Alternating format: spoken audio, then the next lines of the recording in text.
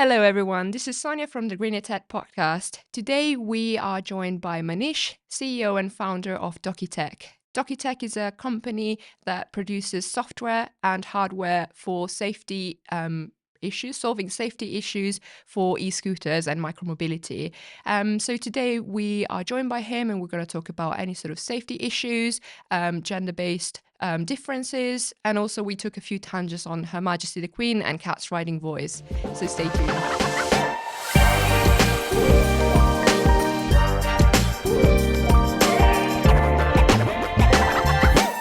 Thank you so much for coming on the Greener Tech podcast. For our audience, this is Manish, and he's the CEO and founder of Doki. Doki Tech? Doki Tech. Doki yeah. Tech. So it's Doki Tech. We trade under the name Doki. So you're good to call it Doki. So yeah, hi, I'm Manish, and thank you for having me here today. Awesome. I think today, I know that you're a bit of a micromobility guru in terms also of safety. So I think that's the main thing that we want to speak about today. But I think first of all, can you give us a little bit of an intro about yourself and how the business sort of came about? Yeah, sure. So I come from from an automotive industry. So I've spent about a little more than 20 years in the automotive industry, predominantly working on various systems in the car, various countries, and many big brand names. My latest experience has been with Aston Martin and McLaren, and most recently building a state-of-art truck for the Belgium Special Forces. So that's a bit about my background. And being in the automotive industry, I've always wanted to do something innovative in the electric mobility space, in the green tech space. So 2.5 years ago, I thought I'll take a break from the usual, working scenario. COVID was happening at the same time. It wasn't because of COVID that I thought about it, but it all happened at the same time. So I took a break and started thinking about what needs to be done. Obviously, cars came to my mind at first, that we need to do something in the electric car space. But as everyone knows, it's high capex. There's lots to do, lots of variables to play with. And micromobility was an emerging space. And I thought, well, let's start with micromobility, look at what could be done. So I started off buying e-scooters and e-bikes and ripping them apart in my garage and starting to work on them, benchmarking them, tearing them down, and looking at what needs to be done. And started off doing, let's build a state-of-art Aston Martin of e-scooters. Spent some time on it for a couple of months, and then soon realized, well, this is a very, very niche market, but we need to sort the problems that the industry is facing. We slightly pivoted from designing and looking at what the product could be into what the problems of the industry are, and focusing on to the business aspects of micromobility as well. That's where we got connected with Warwick University, Warwick Manufacturing Group, and we started delving deeper into the safety aspects. What are the major key concerns with it? And we thought, the automotive industry has seen quite a lot of development in the safety space since the last 20, 25 years. Things like advanced driver assist systems could be brought into micromobility, into the e-scooter space. So that's where we started thinking about the safety concepts, about how they can be replicated into that. And that's how the whole concept about safety, bringing safety into micromobility started. And that's how Doki was, sort of evolved from being just a scooter company, a product company, into something that could be offered as a platform service to the customers and to the individuals. Right. So is it both software and hardware that you offer as a product? Yes, absolutely. So our product platform comprises of both software and hardware. We started off with software, but soon realized that, like the other incumbents in the market, just doing software isn't going to solve the problem. So, for example, a scooter runs on a lot of hardware. There's battery in it, there's motor controller. We started working on the software aspects, on the AI perception aspects, and we soon realized, well, we are getting results, but we need to do something with the results. The scooter needs to behave with it. We started developing the hardware behind it as well. So we have our own. We ended up designing our own motor controller, so it can read and accept the signals from the AI, and then process and do what we need it to do. So our intention is to go into the market and provide a service as well as a product to our customers that it can easily get retrofitted into their existing device or a vehicle. Comes as a kit, the software and the hardware kit, retrofittable easily, and off you go. So are you targeting private users or also companies that do sort of sharing, e-scooter sharing services? Yeah, sure. That's an interesting question. So when I said that we've started looking into the business aspects, we started delving deep into what the market scene looks like, and the market penetration. So we did all that study. Uh, Bearing in mind the market is still quite nascent, and there's not enough data, and we tried to collect all that data, and there's a large proportion of the usage of e-scooters particularly is driven by the rental companies or the shared user operators across the world, and they form, I would say, more than 70 to 80% of the market, and that's where the revenue is. So for us it makes sense to first go in as a B2B. So our business model currently is going B2B to these operators and providing this service and the product that they can use on the safety side of things. But having said that, the individual users are also a market, and this is what we are now being in this for more than 2 years now, just trying to develop the tech. We are seeing customers approaching us, as in manufacturers of the scooters approaching us to use our tech into theirs so they can offer direct to customers. So that is also an interesting turn of events for us. So that is definitely not something we could discount. It's slightly different when it comes to individual users. The perception of safety is different for them, and it's different for the customers or the operators, where it's almost a mandatory thing to have, and make sure that the all of their customers have that safety element in whatever vehicle they're using. But for the users, it's more of a personal preference. They don't, for example, they don't want to be someone more, a youngster wouldn't want to have his scooter slowed down. So it's Wear a almost like helmet. having them or wearing a helmet. So there's a lot of things at play there in terms of regulation and the legislation around. Um, so it's a slightly different concept when it comes to the users, but it's how we plug and play our product when we're offering those services to them. Mm. Yeah.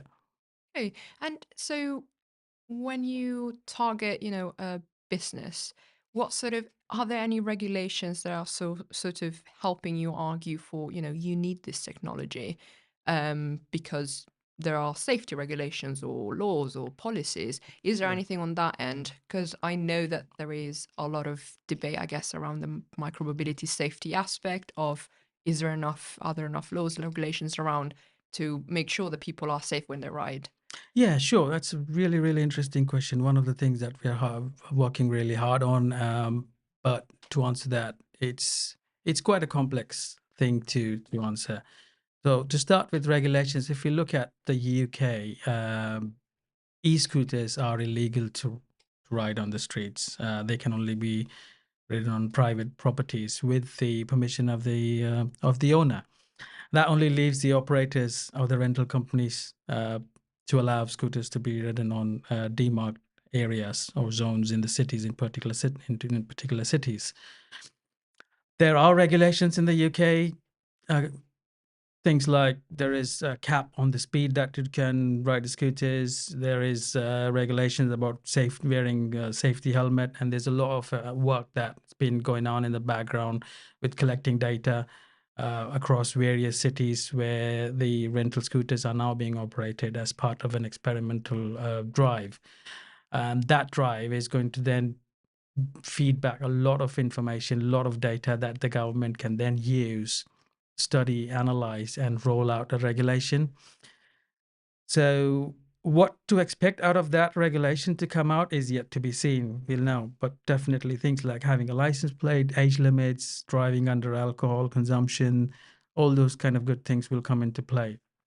Um, but I think personally, there's a lot to be done on that space. If you look at what the regulations across all other parts of the world, whether it's Europe or US, it's all very uh, dispersed in terms of what the council or the county or the municipality in that region thinks safety is for them, and the type of infrastructure, the type of technologies being used.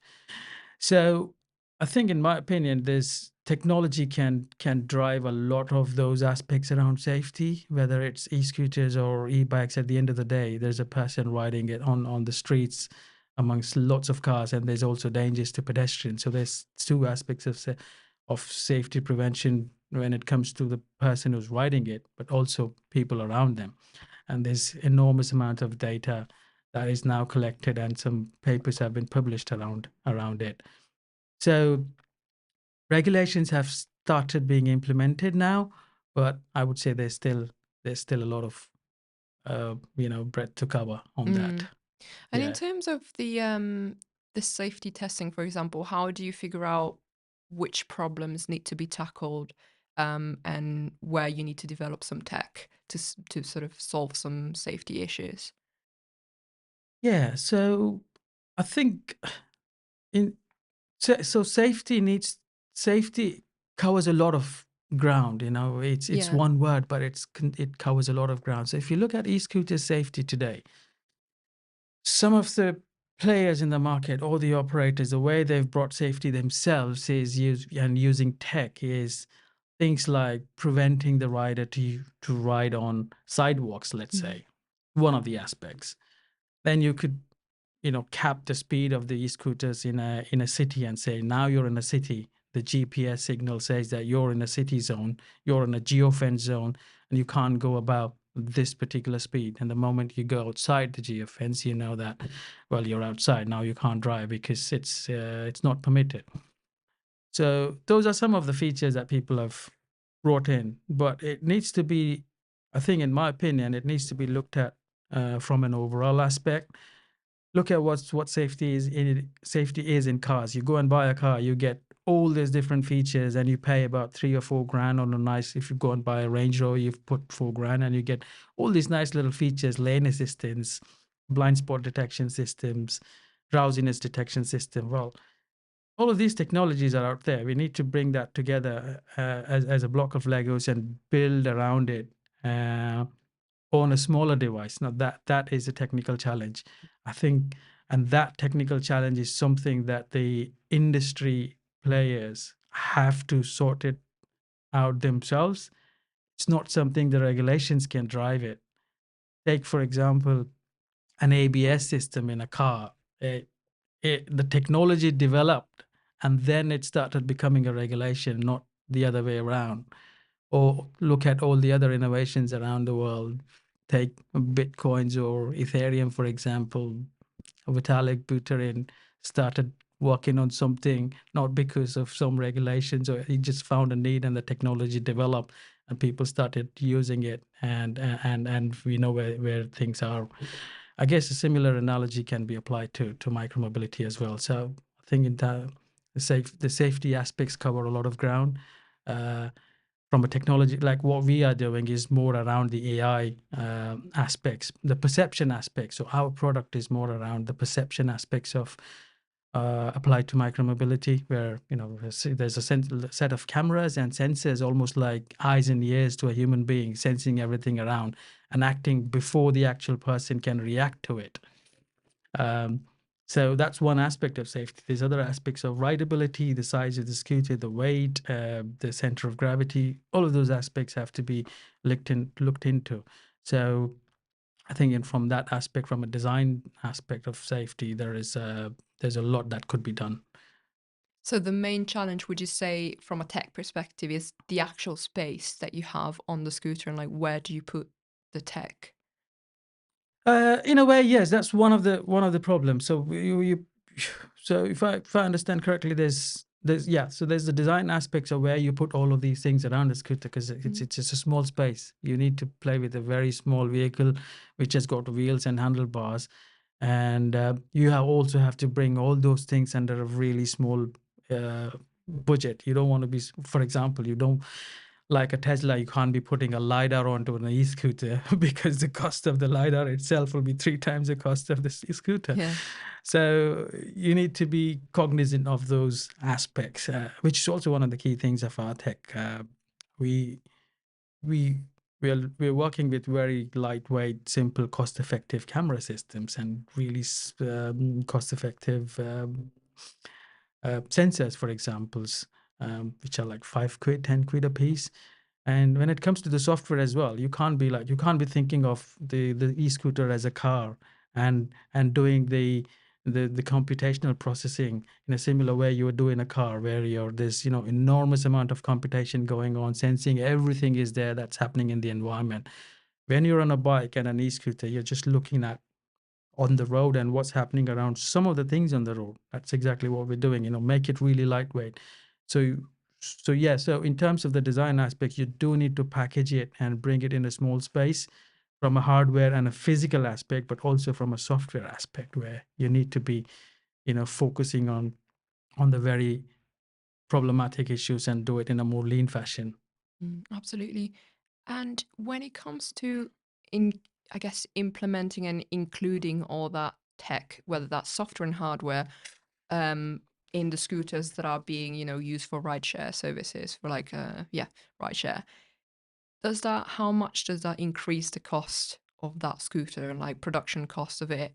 And therefore, is that also something that is paid additionally by the user? So, to hire that e-scooter, they have to pay a Yeah, little bit more. sure. Yeah, that's a really interesting question, particularly at this stage in the life of micromobility industry itself, where a lot of big players, a lot of big ride sharing companies are seeing uh, the problem of productivity, but also the problem of making profits, really, because there's enormous operating cost, the capex is high, and there's a really thin margin you could play around. And when you're trying to add things around on it, then obviously it's going to increase your cost.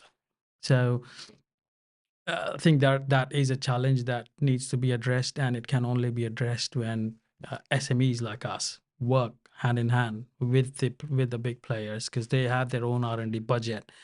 Uh, no one has an idea how much of an R&D is spent on actually designing an e-scooter and bringing the cost down. Um, in terms of, well, there's various ways they can bring costs down. Traditional ways, looking at the supply chain, better design, VAVE as they call it in the industry, all those aspects. But when you increase your cost with adding these products in an incremental way, you also need to look at how does the total cost of operation comes down by adding these products, and hence increasing the profits. So that's one way of looking at it. So in terms of the unit cost for adding products, safety products onto the vehicle, it does have to be small enough, not like it's a similar cost that a vehicle costs. It has got to be small enough, and that's where the SMEs like us we are focusing hard on bringing off the shelf modularizing, and like a Lego based design, where you bring in as much as possible, bring the off the shelf components in, and make the integration with the existing product as simple as possible. That's where the entire development phase of the product lies, really. So it's a challenge, but it's not something that can't be achieved. And I think time will tell how the industry plays out. Mm. I'm gonna take a bit of a side road, I guess, here, because I'm really curious. I've read some articles about also, in safety, I guess, like measures development, both for cars, like vehicles in general. Um, it tends to be something that is tested on like an average male-sized body. So, for example, a lot of times these like safety features are better designed for like average-sized men compared to a woman. So a woman will be more scared to go, for example, on an e-scooter because they think, is this designed for me? Sure. So I wonder if that's something that you've thought about. Definitely. I've thought about it a lot, and my experience in the automotive industry also counts there. And every time I look at a scooter, every time I go to events and speak to manufacturers, I make it a point that tell them, what could be improved, because it's an idea that they need to take it in. Very simple facts, like when you're designing a car, you sat in a car. The car is made for what is called as percentile bodies. Mm. Starts The worst case scenario for designing a car is a fifth percentile, at least in 90% of the world. A fifth percentile male, a fifth percentile female, which is like, and a fifth percentile female lies in the most lowest part of the percentile, short height, short limbs. How is she going to sit in that car? Where is the steering going to be? Where your legs are going to be? And the topmost is the 95th or the 97th percentile male body, which is like 6 feet two, that kind of features. I think the same thing needs to be applied on scooters as well. Um, in my research or talking to my network, there are universities in the UK now who are working on such studies, the ergonomic studies of a human body, gender, what it would be for a female, male, and what should be the size of the handlebar. Like you go and buy an e-scooter in the market, the ones you buy 400, 500 quid e-scooters, you can barely put 2 feet on them, let alone, riding two people on them. That's a safety hazard. So again, comes back to how the regulation and the legislations are made for a completely new vehicle category. And I'd just like to point one comment here, which was, I think it was Her Majesty last year made a speech and said that the transportation industry needs to look at it completely at a new vehicle category, and which was followed by Baroness Ware, who said, "Yeah, e-scooters will going to be one of those examples to set in the UK. So hopefully we see some good things happening around that space. If that happens, then automatically all these things need to keep come into play, where you would be looking at a type approval kind of thing for a personal two-wheeler electric vehicle, where things are defined that this should be the minimum size of the handlebar, the height should be this, the stability should be that, the wheel sizes should be that. You should be able to put for 2 feet in, almost like catering it to all sorts of genders, demographies, and percentiles. Yeah, so I guess. Hmm. Um, I'm going to go a little bit controversial. I hope not too much here, but following what you said, that I guess the Queen said, do you think people want micromobility or like e-scooters specifically in the UK? Just because I know, for example, in I think in Paris they were recently Yes. banned after a vote where a majority of people said they didn't want them. Do you think that's the case here, or is that the opposite? So there are quite a good amount of statistics around the usage of e-scooters in the UK and as well as in France. Bearing in mind the legislation wasn't as strict as it is in the UK. I think there were from the numbers I dug out today. There's about 900,000 e-scooters sold in France last year. In the UK, there were 1.3 million e-scooters imported last year. That's more than France, even though it's illegal. They're all private e-scooters. So there is a big need for it, or people do want to use this multimodal means of transportation. That is for sure. And there's been a lot of push from the government to use e-bikes as well, or bicycle usage as well. So I think from that sense, you know, it's the data is a bit skewed for sure, but I personally feel there is quite a lot of demand to use these kind of multimodal means of transportation in the UK. It's only about time that some regulations are drawn out that people will start using them. Mm. Yeah. Yeah, I think for me specifically, I am from Italy, so we ride on the other side of the road, and already riding a bike for me here is scary. Yeah. Um, Yeah. and let alone an e-scooter, I'm terrified of them. And I was once, I was just once riding as a passenger, and I thought I was gonna die because it was just so scary. And I think the Yeah. only thing that would bring me to voluntarily hop on one of them is if there's more safety measures around them. And I think the main thing is also the infrastructure in terms of roads. Yes. So for example, I lived in the Netherlands for 3 years, Mm. and you bike everywhere, you cycle everywhere there, and there's the infrastructure for it. And I feel like that's what's missing here, because I would be more than Absolutely. happy to hop on a bike or on a scooter and feel much, much safer if I knew that I have my own lane and the cars are somewhere else. Absolutely. Absolutely. It makes our lives easier as well as, working on software where we can, work on dedicated lanes. We can take the right pictures and work our softwares around them. But today, we just have to work with the random data. But in answer to your question, I completely hear you. I've got the same opinion because I've gone on e-scooters in a few places around the world. I wouldn't feel safe riding them on the streets here, even if they're made legal.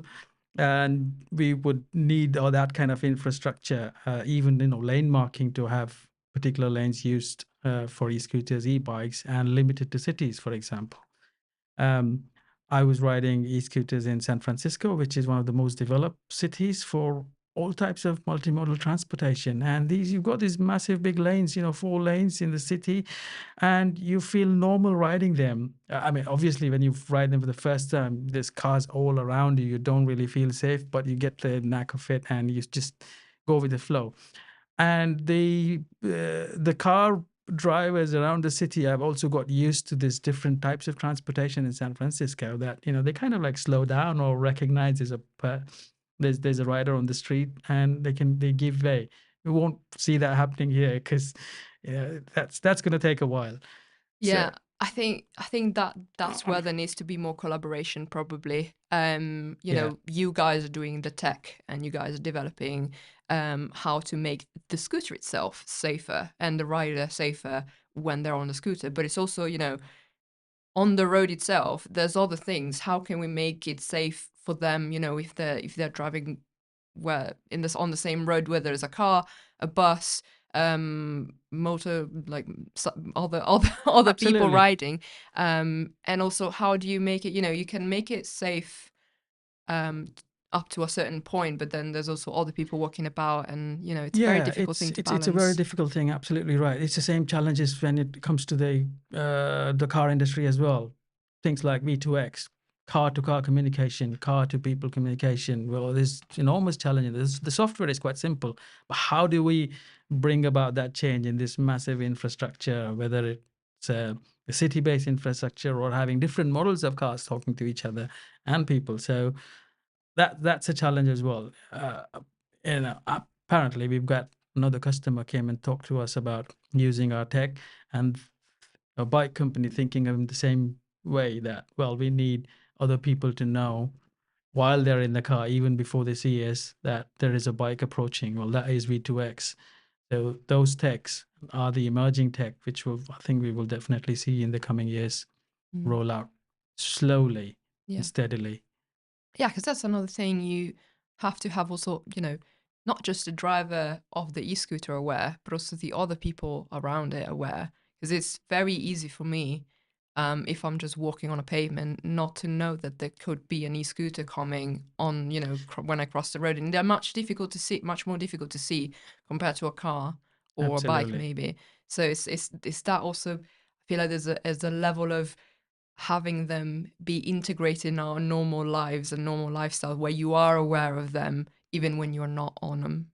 No, absolutely right. And the the recent data that was published by the European Transport Regulatory Authority, I can't remember the name of that authority. It was just after the Paris what happened, and they've given a lot of numbers around safety and crashes and collisions.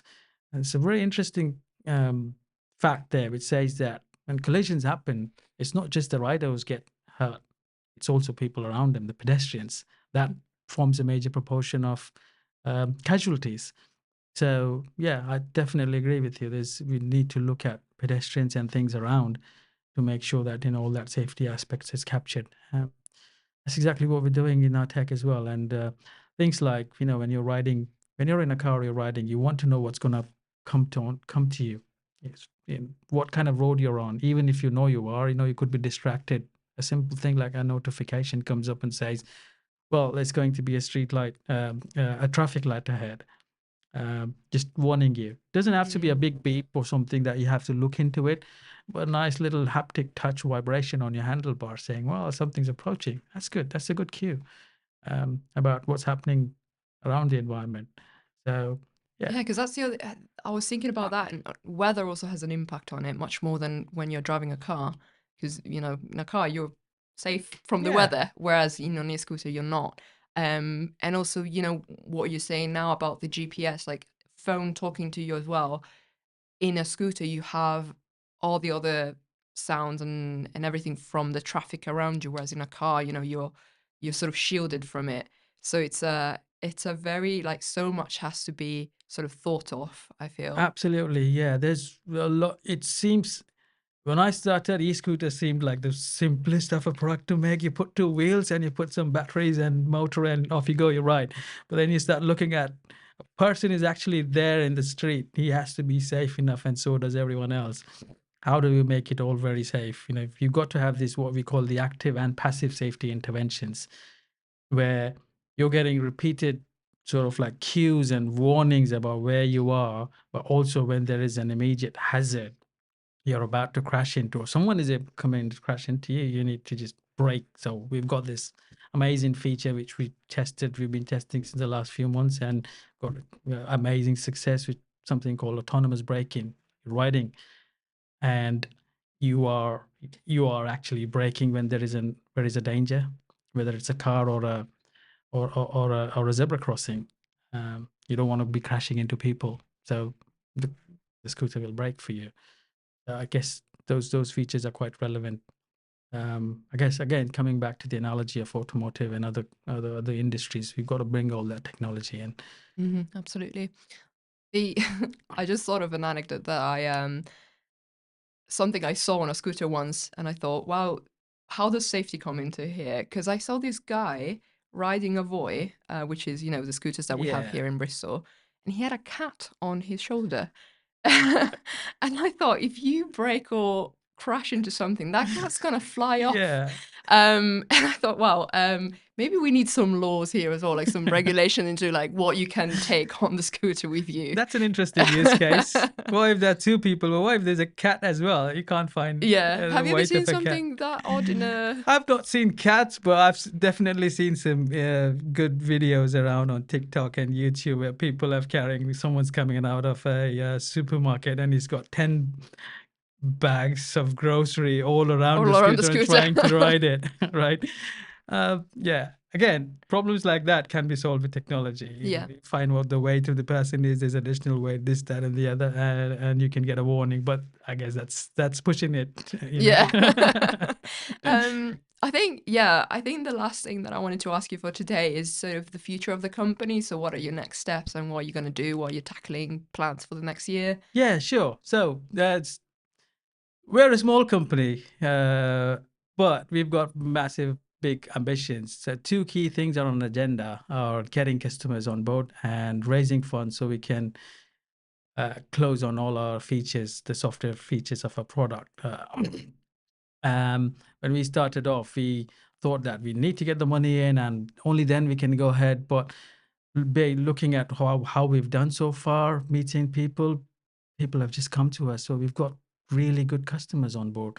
So we're working on giving our entire stack of product to another e-scooter company in the UK who are going to do a big massive reveal this year very soon. Uh, Hopefully that'll be a big news and that's a good news for us as well. And another e-bike, apparently an e-bike company who thought that the product is really good and it's a multi-million-dollar company. I think they're the top. I would say they might be the top three in the world, and we'll be Wow. collaborating with them and a few other such smaller deals to work with. But we also are cognizant that we've got a long way to go. We've got a 12 to 18-month runway for things to roll out. So there's a lot of funding aspects going around. So that is going, and obviously, we're going to have to hire people. So the people we have is a small team, but everyone's a rock star. So we'll be looking for many more such rock stars in our team as we go along. Awesome. That sounds really exciting. Yes. Well, thank you so much for coming today. I really enjoyed like our chat about, Thank you, Sam. I think Yes, my pleasure. we talked about so many things, and the most recent, everything I can think of now is the queen and the cat. But thank you so much. Thank you so much for having me. So, yeah.